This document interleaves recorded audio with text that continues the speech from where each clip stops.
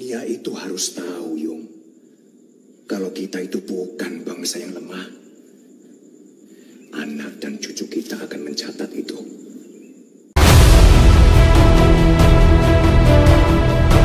Selamat datang di channel Sobat Hukum Indonesia, di mana kami tidak hanya menyajikan informasi tentang hukum, namun juga sejarah dan pusaka peninggalannya. Panembahan Senopati,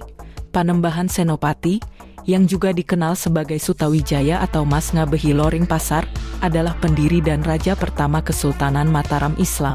Ia memerintah dari tahun 1587 hingga 1601 dan dikenal sebagai tokoh yang berhasil memperluas kekuasaan Mataram, menjadikannya kerajaan yang kuat di Jawa pada masa itu. Sutawijaya adalah putra Ki Ageng Pemanahan, seorang tokoh penting di Kerajaan Pajang. Setelah membantu Sultan Hadiwijaya dari Pajang menumpas pemberontakan Arya Penangsang, Ki Ageng Pemanahan mendapatkan hadiah berupa tanah di Mataram, yang kemudian menjadi cikal bakal Kesultanan Mataram. Sutawijaya mewarisi tanah ini setelah kematian ayahnya. Setelah kematian Sultan Hadiwijaya, Sutawijaya memberontak terhadap Pajang dan mendirikan Kesultanan Mataram sekitar tahun 1587. Sebagai seorang pemimpin yang ambisius, ia menaklukkan wilayah-wilayah di sekitarnya, termasuk Demak dan Pati, serta memperkuat kekuasaan Mataram di Jawa Tengah dan Jawa Timur. Panembahan Senopati diyakini memiliki kemampuan spiritual yang kuat. Legenda mengatakan bahwa ia memiliki hubungan mistis dengan Ratu Kidul, penguasa Laut Selatan, yang memberinya kekuatan dalam memimpin. Kekuatan spiritual ini memperkuat legitimasi kekuasaannya, baik di mata rakyat maupun elite bangsawan. Di bawah kepemimpinan Panembahan Senopati, Mataram berkembang menjadi kerajaan yang kuat. Ia melancarkan berbagai ekspedisi militer untuk menaklukkan wilayah-wilayah tetangga dan mengonsolidasikan kekuasaannya. Selama masa pemerintahannya, Mataram berhasil menguasai sebagian besar Jawa bagian tengah dan timur. Hubungan asmara Panembahan Senopati dengan Nyi Roro Kidul. Hubungan asmara antara Panembahan Senopati dan Nyi Roro Kidul adalah kisah mistis yang kaya akan simbolisme dalam budaya Jawa. Dalam legenda Jawa, kisah ini menggambarkan hubungan spiritual dan romantis antara raja pertama Mataram Islam, Panembahan Senopati, dan penguasa Laut Selatan, Nyi Roro Kidul, yang sering dianggap sebagai Ratu Roh atau Dewi Lautan.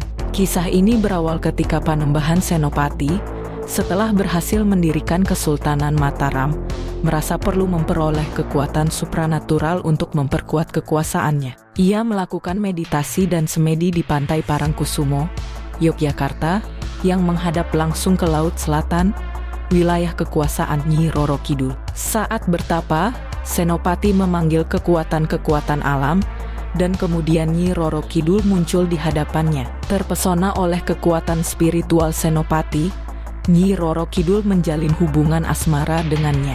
Legenda ini menyebutkan bahwa pertemuan mereka menghasilkan kesepakatan mistis di mana Nyi Roro Kidul berjanji untuk membantu dan melindungi Panembahan Senopati serta keturunannya dalam memerintah Mataram, selama mereka menjaga hubungan spiritual dengan dirinya. Dalam hubungan ini, Nyi Roro Kidul tidak hanya berperan sebagai kekasih, tetapi juga sebagai pelindung gaib yang memberikan kekuatan kepada Senopati. Ia berjanji akan selalu mendukung raja-raja Mataram selama mereka menghormatinya dan menjalin hubungan spiritual yang erat dengannya. Bentuk dukungannya dianggap sebagai bantuan supranatural yang membantu keberhasilan Senopati dalam memperluas kekuasaan Mataram dan mengalahkan musuh-musuhnya. Banyak yang meyakini bahwa hubungan mereka tidak berakhir dengan kematian Senopati. Nyi Roro Kidul diyakini terus setia kepada para penerus Senopati, yakni Sultan-Sultan Mataram, khususnya para Sultan Yogyakarta dan Surakarta. Hingga kini, tradisi ini tetap hidup melalui ritual-ritual kerajaan yang dilakukan untuk menghormati Nyi Roro Kidul, seperti labuhan, yaitu persembahan yang dilakukan di pantai selatan.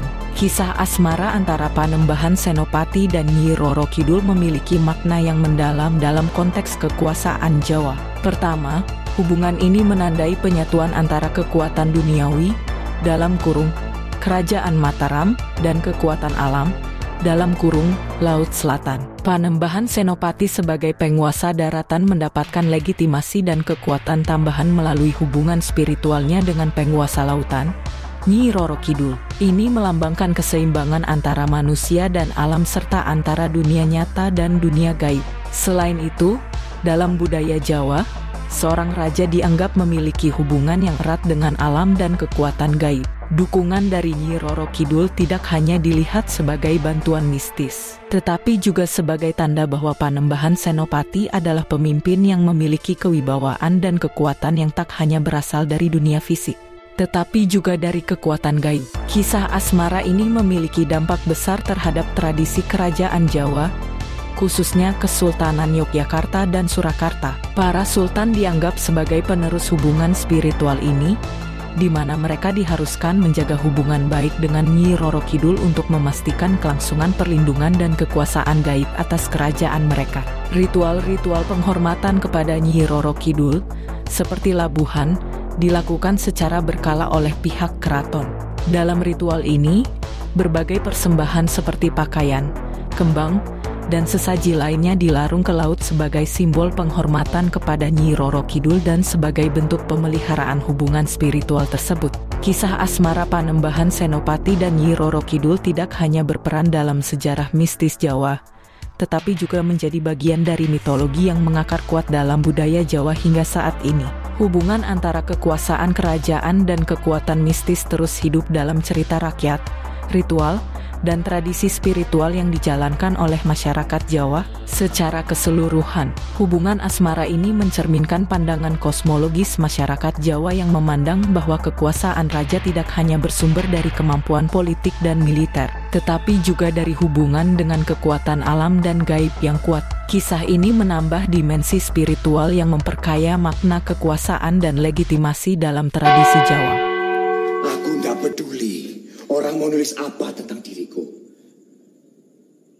Kabeh saja kat iki boleh menuliskan apa saja tentang diriku. Tapi satu hal yang harus diketahui, penyerangan ke Batavia itu bukan untuk hari ini, tapi untuk ratusan tahun ke depan. Dunia itu harus tahu, Yung, kalau kita itu bukan bangsa yang lemah. Anak dan cucu kita akan mencatat itu. Panembahan Senopati wafat pada tahun 1601 dan digantikan oleh putranya, Mas Jolang, yang kemudian dikenal sebagai Sultan Anyakrawati. Meski masa pemerintahannya tidak lama, Panembahan Senopati dianggap sebagai pendiri dinasti Mataram yang kuat dan penguasa yang visioner. Warisannya bertahan dalam sejarah Jawa, terutama dalam pengaruh Kesultanan Mataram yang terus berlanjut hingga abad ke-18. Terima kasih sudah menyaksikan channel kami. Mohon like dan subscribe agar kami tetap bersemangat menyajikan informasi yang menarik dan bermanfaat.